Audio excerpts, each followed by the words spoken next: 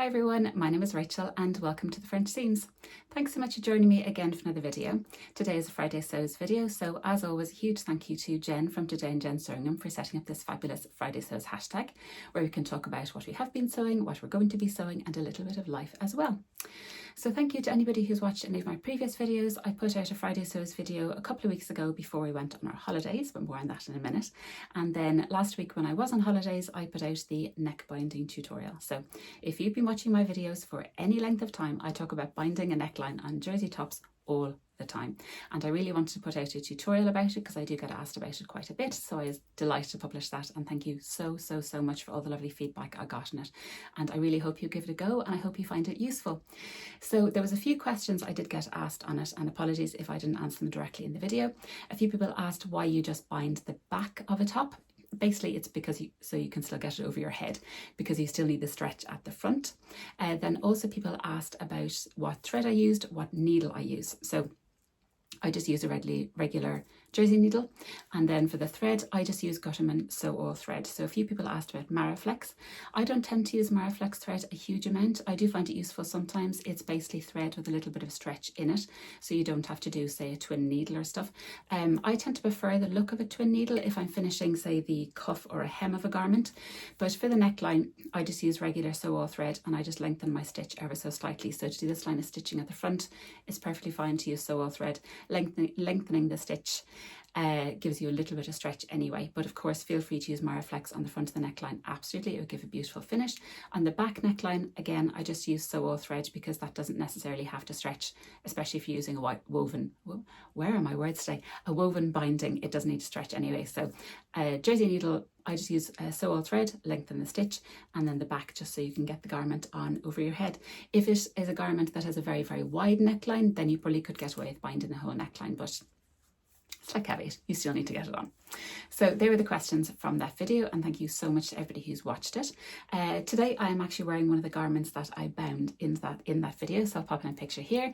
This is the LB pullover, which I love, and I made it in the crew neck version, and I made it 3/4 length because I just had a metre of this beautiful candy pink modal jersey from Rainbow Fabrics. Absolutely love it. It's got a beautiful drape to it, so I just have it on today with some white jeans, and I think it looks really cute. I am definitely going through a pink phase. Oh my word, I am loving pink at the minute, and I love the finish on this. So this is the faux cuff hack from the Waves and Wilds Instagram account. I'll link it below.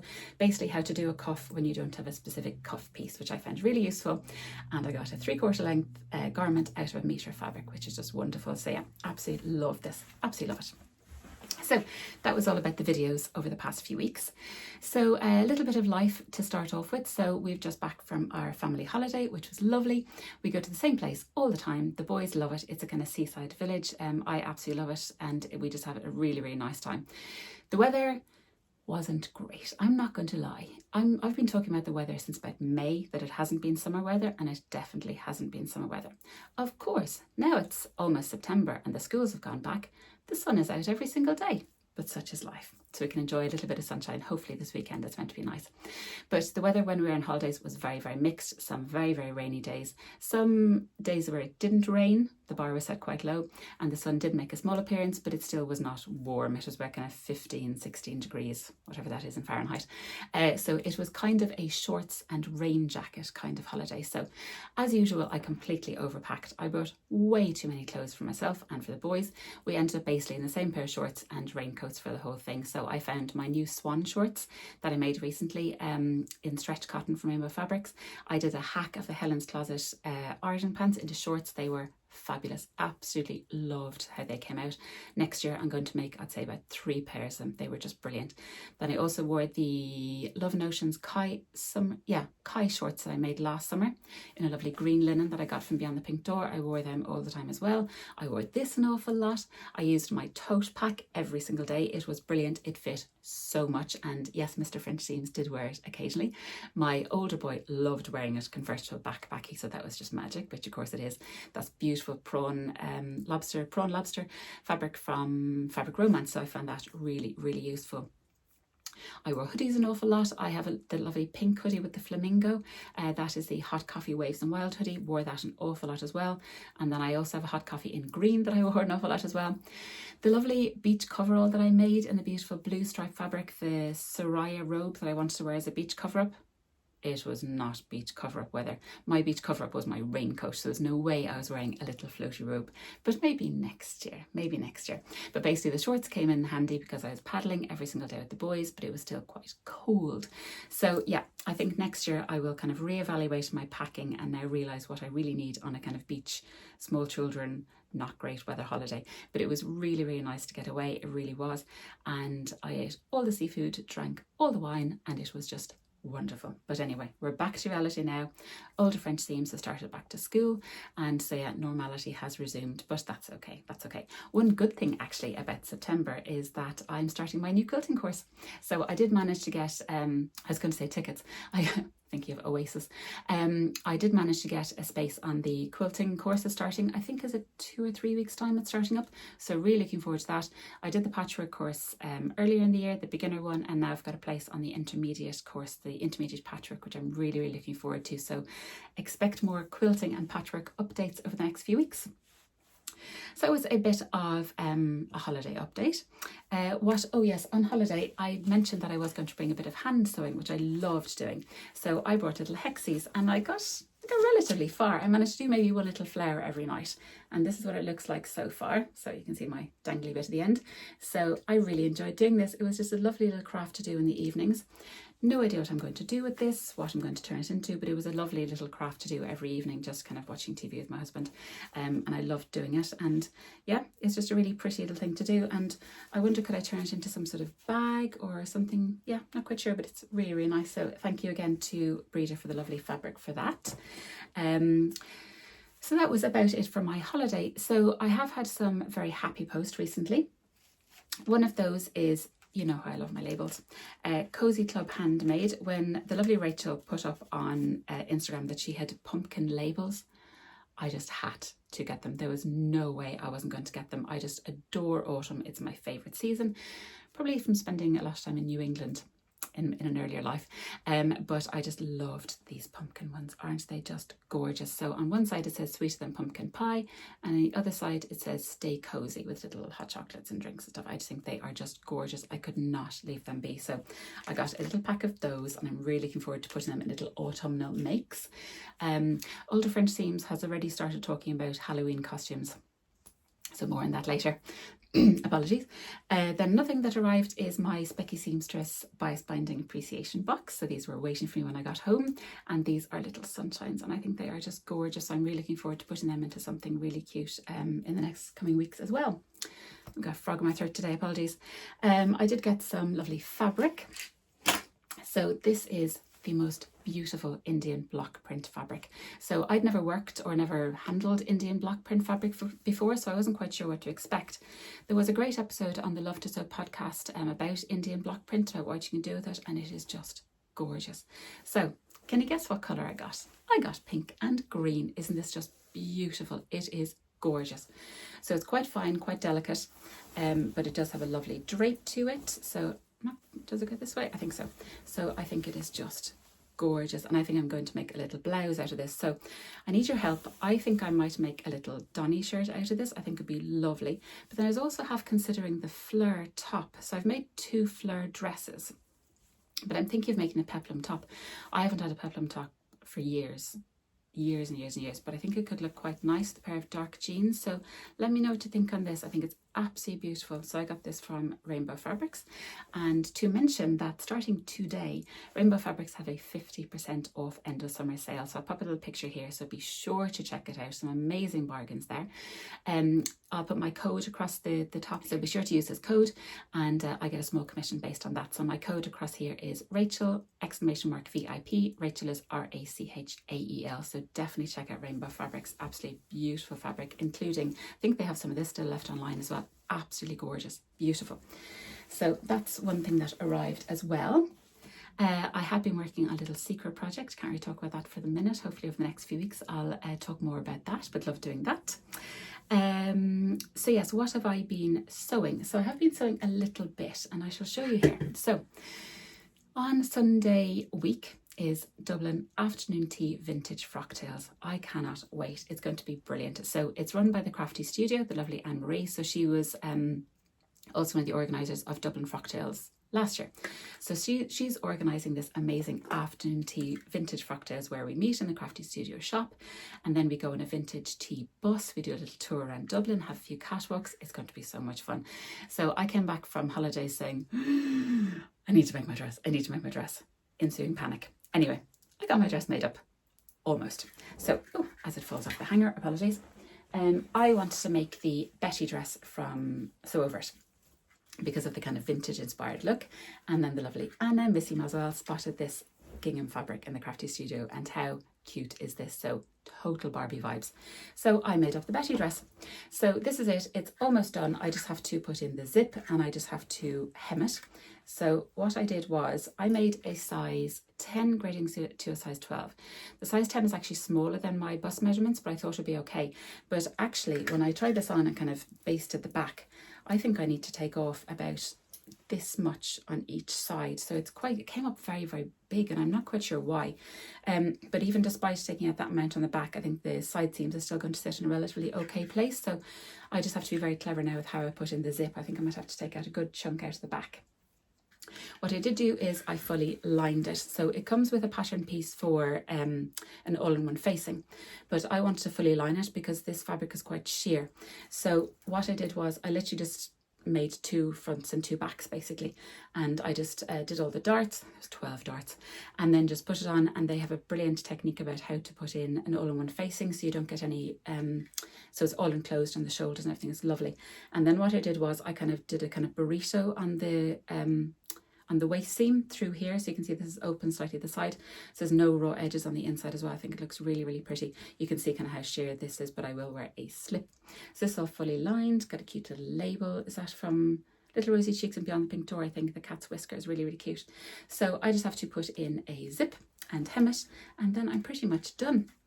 So cannot wait to wear that. What I also made, and just have to finish, was a little hairband, because I think that'd look kind of cute as well. And then I had a bit of fabric left over as I drop it. And I think I would like to make a little scrunchie as well to use up all available scraps. So that's my afternoon tea frocktails dress almost done, which I'm so relieved to at least have the back broken on it. Speaking of afternoon tea, so my lovely friend Tania, who's just let me sew here on YouTube and also Instagram, I'll link all her details below. She is one of the organisers of an afternoon tea frocktails event in Surrey in the UK. So I have written down because I don't want to forget anything. So they're having an afternoon tea frocktails, but what they're also doing alongside that is running a little challenge so that everybody can get involved. And so, because obviously the numbers are limited on the actual afternoon tea event, but anybody now worldwide can get involved in this afternoon tea frocktails event as well, under the hashtag SoFizTK24, which is just a brilliant hashtag. I'll put it across here. So basically, you sew an item that you would take to afternoon tea, which is amazingly open to interpretation. It could be a dress, a jumpsuit, some sort of garment, a headband, a headdress, a bag, anything you'd bring to afternoon tea, which is wonderful. Share it on Instagram on the 19th of October, tag Surrey Sews and hashtag SoFizTK24. And the winners are going to be announced the week commencing the 21st of October. It's open worldwide. There are some fabulous prizes, and the prize draw is going to be totally random. So I would really, really encourage you to take a look at that and get involved. It's lovely the way everybody can get involved in that afternoon tea event all across the world. It's really, really great. So I will hopefully be getting involved in that as well. But for all the organisers of that challenge, thank you very, very much. And to everybody lucky enough to go to that event hosted by Surrey Sews. Yes, a little bit jealous. I do love afternoon tea and I love frocktails. So the two of them combined. So it's very good. We have one here in Dublin as well. So, but having that little challenge to look forward to now in October is wonderful. So I'll link everything here and I'll link everything down in the description box as well. So I would encourage you to check that out. So what else have I been sewing this week? Well, coming back from holidays, did have also a minor/major panic about hashtag sew jeans with us. So this is the brilliant little challenge, little personal challenge that myself and the lovely Karen Marie from Made by Karen Marie here on YouTube are running. Very, very open challenge in the loosest term, that basically we would like to sew jeans. She is very experienced about sewing jeans. I am not at all experienced in wearing jeans, making jeans. I'm very experienced in wearing jeans.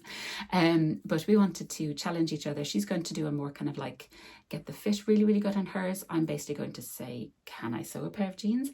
So that is basically the challenge that we're going to be running through September. We're going to reveal them sometime at the end of September.